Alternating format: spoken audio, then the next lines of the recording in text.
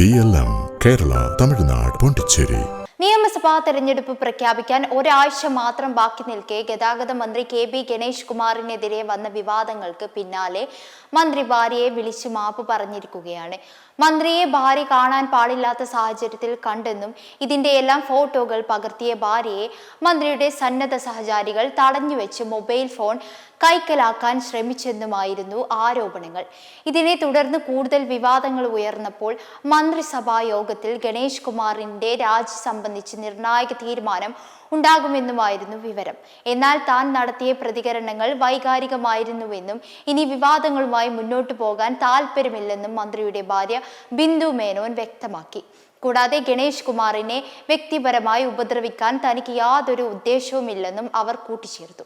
മന്ത്രിക്കെതിരെ വന്നു പതിച്ച ആരോപണത്തിൽ മുന്നണിയുടെ മുഖം നഷ്ടമാകുമോ എന്ന ആശങ്കയെ തുടർന്ന് നടപടി സ്വീകരിക്കാൻ ഒരുങ്ങുന്നതിനിടെയാണ് ഇത്തരത്തിൽ ഒരു വഴിത്തിരിവുണ്ടായിരിക്കുന്നത്. 2013 മന്ത്രിയുടെ മുൻ ഭാര്യയായ യാമിനി തങ്കച്ചി അദ്ദേഹത്തിനെതിരെ ഗാർഹിക പീഡനവും മാനസിക പീഡനവും ആരോപിച്ചിരുന്നു. അന്ന് UDF മന്ത്രിസഭയിൽ അംഗമായതുകൊണ്ട് LDFിൽ നിന്ന് ഗണേഷ് കുമാർ രാജിവെക്കുന്നതിനും പരാതിക്കെതിരെ കേസെടുക്കുന്നതിനും സമ്മർദ്ദമുയർന്നിരുന്നു. കൂടാതെ ഇതു സംബന്ധിച്ച വിഷയത്തിൽ വലിയ രാഷ്ട്രീയ ചർച്ചകളും മാധ്യമ വിവാദങ്ങളുമാണ് ഉണ്ടായത്. തുടർന്ന് വനം വകുപ്പ് മന്ത്രിയായിരുന്ന KB ഗണേഷ് കുമാർ മന്ത്രിസ്ഥാനം രാജിവെക്കേണ്ടി വന്നു. നിലവിൽ LDF അംഗമായിരിക്കെ ഇത്തരത്തിലൊരു വിവാദം ഉയർന്നത് ഏറ്റെടുത്തിരിക്കുകയാണ് മറ്റു മുന്നണികൾ. ഗതാഗത മന്ത്രിയായ KB ഗണേഷ് കുമാറിനെതിരെ സംസ്ഥാനത്തുടനീളം പ്രതിഷേധ റാലി സംഘടിപ്പിക്കാനായിരുന്നു യൂത്ത് കോൺഗ്രസിന്റെ നിലപാട്. എല്ലാ KSRTC ഡിപ്പോകളിലേക്കും പ്രതിഷേധ മാർച്ച് സംഘടിപ്പിക്കാനായിരുന്നു തീരുമാനം.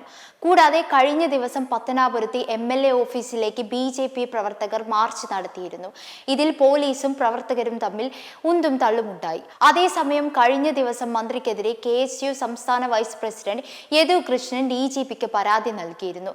മന്ത്രിക്കും ബന്ധപ്പെട്ട സ്റ്റാഫിനുമെതിരെ കേസ് രജിസ്റ്റർ ചെയ്ത് അന്വേഷണം നടത്തണമെന്നായിരുന്നു യദു കൃഷ്ണൻ പരാതിയിൽ ആവശ്യപ്പെട്ടത്. അതോടൊപ്പം കഴിഞ്ഞ ദിവസം രാഹുൽ മാങ്കൂട്ടത്തിൽ MLAയും ഗണേഷ് കുമാറിനെതിരെ പ്രതികരിച്ചിരുന്നു.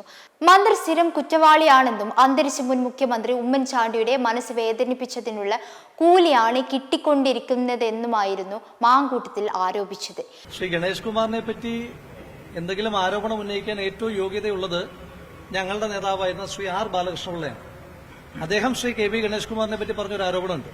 അദ്ദേഹം പറഞ്ഞത്, എനിക്ക് എന്റെ ഭാര്യയെ സംശയമില്ലാത്തത് കൊണ്ട് മാത്രം ശ്രീ KB ഗണേഷ് കുമാർ എന്റെ മകനാണെന്ന് ഞാൻ വിശ്വസിക്കുന്നു എന്ന് പറഞ്ഞിട്ടുള്ള കമന്റിലേക്കൊന്നും ഞാൻ പോകുന്നില്ല. അത്ര അഗ്രസീവാകാൻ ഞാൻ ഉദ്ദേശിക്കുന്നില്ല.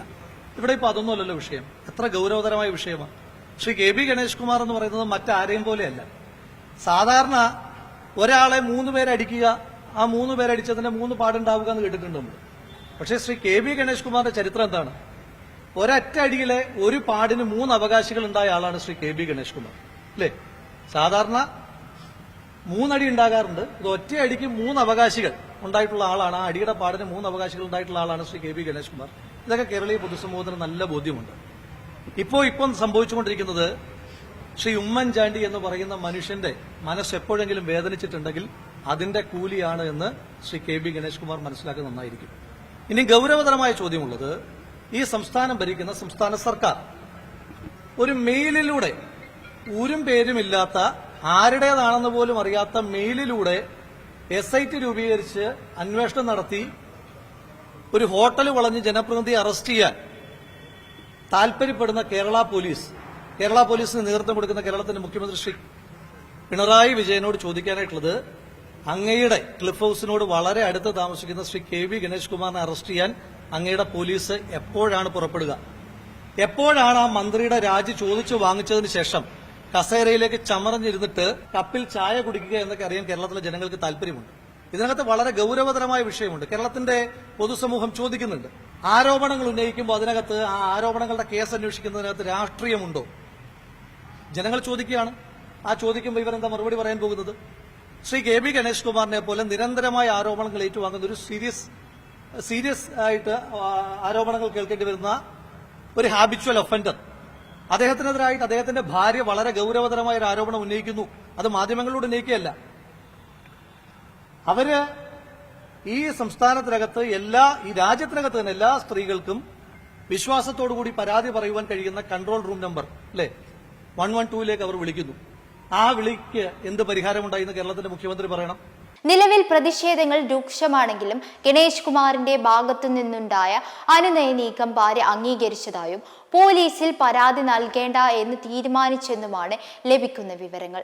മെമ്പർമാരുടെ നിക്ഷേപങ്ങൾക്ക് ഉയർന്ന ലാഭവിഹിതം നൽകുന്ന കേന്ദ്ര സർക്കാർ സഹകരണ registered society Bharat Lajna multi state housing cooperative society limited.